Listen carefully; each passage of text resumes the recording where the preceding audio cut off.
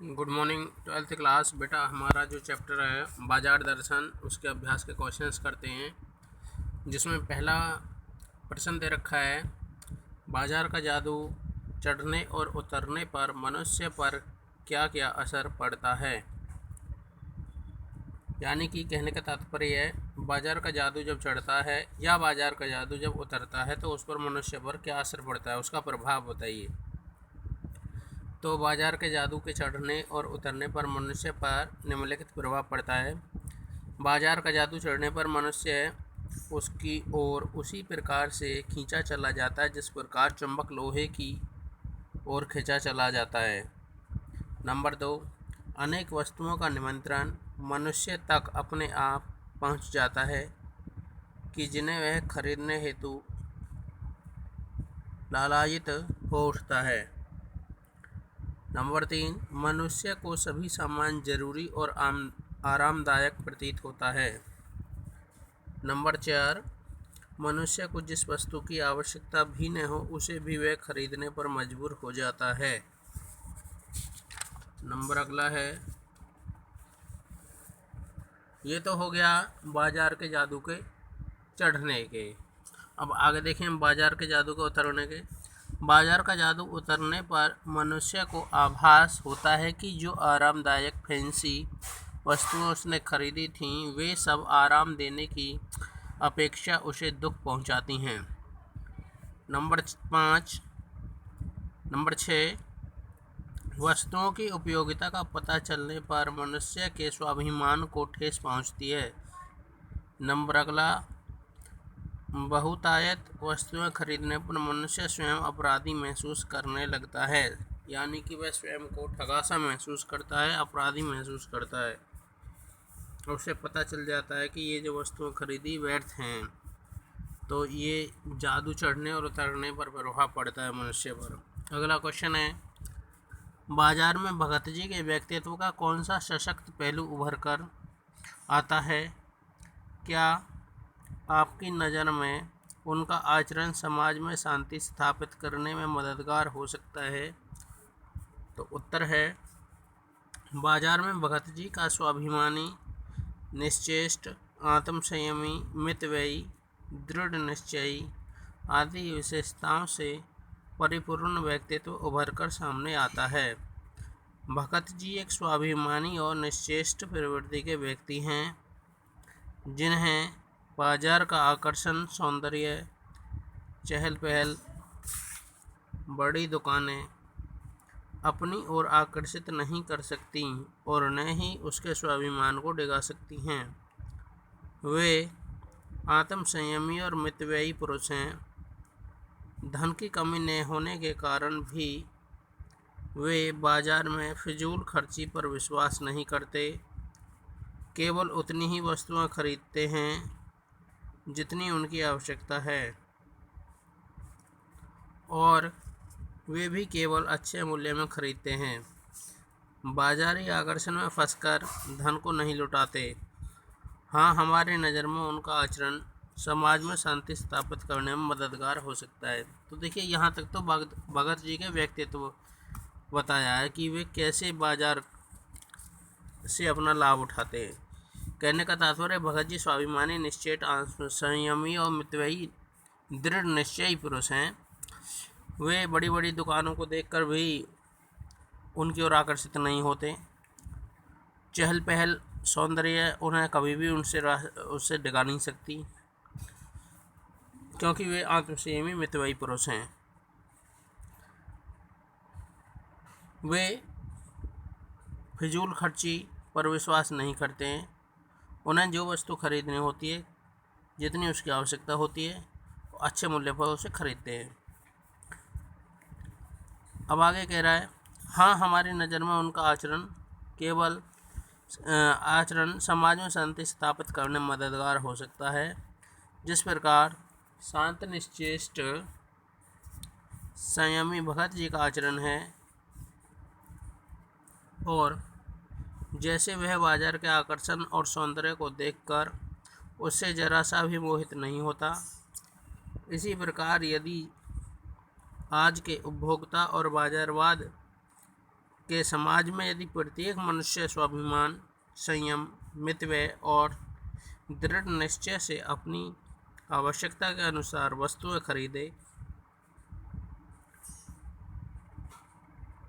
तो बाजार के आकर्षण और सौंदर्य में फंसकर अनुपयोगी वस्तुओं को न ले, वास्तव में उनका मन अशांत नहीं होगा। बाजार जो है उसमें ये कह रहा है कि उससे यदि फालतू की वस्तुएं लेंगे जो हमें आवश्यकता नहीं है तो मन अशांत हो जाएगा, कि बाद में लगेगा भाई ये फिजूल है, व्यर्थ में ही खरीदी है, इसका कोई उपयोग नहीं।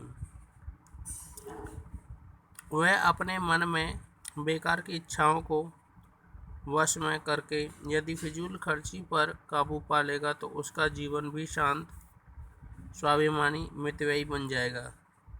यदि समाज का प्रत्येक मनुष्य ऐसा करे तो निश्चय ही समाज में शांति स्थापित होगी।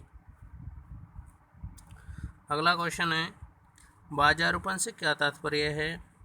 किस प्रकार के व्यक्ति बाजार को सार्थकता प्रदान करते हैं अथवा बाजार की सार्थकता किसमें है? बाजारूपन से तात्पर्य कपट बढ़ाने से है, अर्थात सद्भाव की कमी। जहाँ कपट बढ़ेगा वहाँ सद्भावना नहीं होगी, इसलिए कह रहा है सद्भाव की कमी। सद्भाव की कमी के कारण आदमी परस्पर भाई, मित्र और पड़ोसी आदि को भूल जाता है। मनुष्य केवल सबके साथ कोरे ग्राहक जैसा व्यवहार करता है। उसे कोई भाई, मित्र या पड़ोसी दिखाई नहीं देता है। बाजारूपन के कारण मनुष्य को केवल अपना लाभ हानि ही दिखाई देता है। इस भावना से शोषण भी होने लगता है। जो व्यक्ति ये जानते हैं कि वे क्या चाहते हैं, उन्हें किस वस्तु की आवश्यकता है, ऐसे व्यक्ति ही बाजार को सार्थकता प्रदान कर सकते हैं। ये लोग कभी भी परचेजिंग पावर के गर्म में नहीं डूबते। इन्हीं लोगों को अपनी चाहत का एहसास होता है, जिसके आधार पर किए गए बाजार को सार्थकता प्रदान होती है।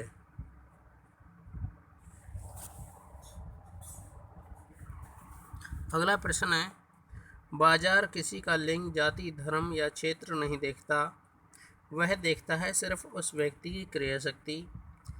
इस रूप में वह एक प्रकार से सामाजिक समता की भी रचना कर रहा है। क्या आप इससे सहमत हैं? देखिए, प्रश्न में कहने का तात्पर्य है कि बाजार किसी का लिंग यानी कि स्त्री है, पुरुष है, क्या है, धर्म, जाति, किस धर्म से है, कौन सी जाति से है, कहाँ का रहने वाला, क्षेत्र से मतलब होता है, कि ये सब नहीं देखता। केवल उसे देखना होता है कि उसकी क्रय शक्ति, वह क्या खरीद सकता है। तो क्या बाजार सामाजिक समता को भी रचना कर रहा है? बिल्कुल कर रहा है। वही सामाजिक समता इसी से तो है। तो हाँ, हम इस बात से सहमत हैं कि बाजार किसी का लिंग, जाति, धर्म, क्षेत्र नहीं देखता, बल्कि वह सिर्फ ग्राहक की क्रय शक्ति को देखता है। बाजार एक ऐसा स्थल है जहाँ पर हर जाति, लिंग, धर्म और क्षेत्र का व्यक्ति जाता है।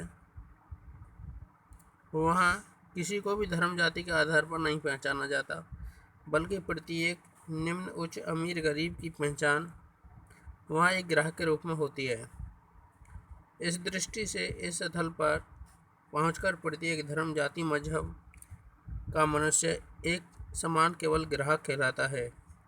बाजार की दृष्टि में यहाँ सब उसके ग्राहक होते हैं और वह ग्राहक का कभी धर्म, जाति या मजहब देखकर व्यवहार नहीं करता, बल्कि वह तो सिर्फ ग्राहक की क्रय शक्ति देखकर ही उसके साथ व्यवहार करता है। यानी जो मनुष्य जितनी क्रय शक्ति रखता है, बाजार उसे उतना ही महत्व देता है, उतना ही सम्मान देता है।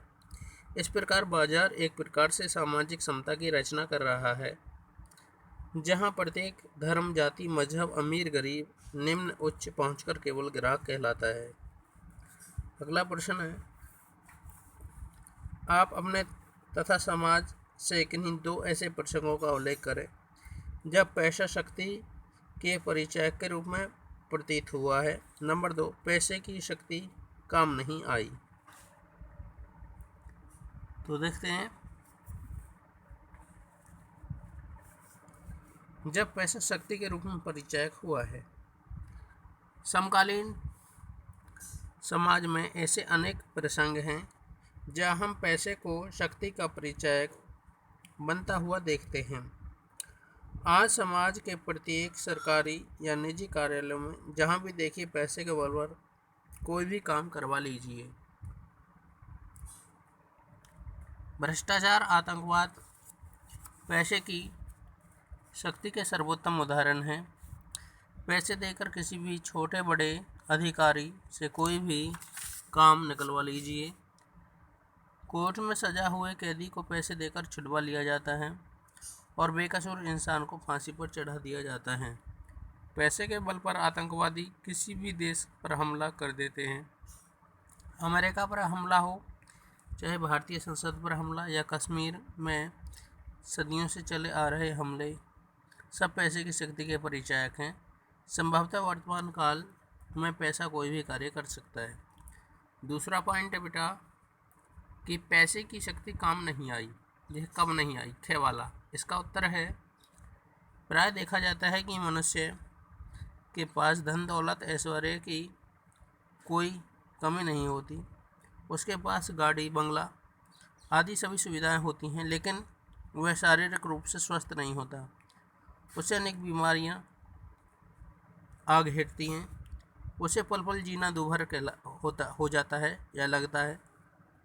उसे एक पल युग के समान प्रतीत होता है। ऐसी दशा में उसके चारों ओर बड़े से बड़े डॉक्टर, नर्स आदि देखभाल के लिए फिरते हैं, लेकिन उसके पैसे की शक्ति उसे कोई भी आराम नहीं दे पाती। ऐसी परिस्थिति में मनुष्य को लगता है कि उसकी अपार संपत्ति भी उसे स्वस्थ करने में नाकाम साबित हुई है। वहाँ पैसे की शक्ति काम नहीं आती। तो ये क्वेश्चन आप याद करोगे और अपनी कॉपी में लिखोगे। Okay, thank you.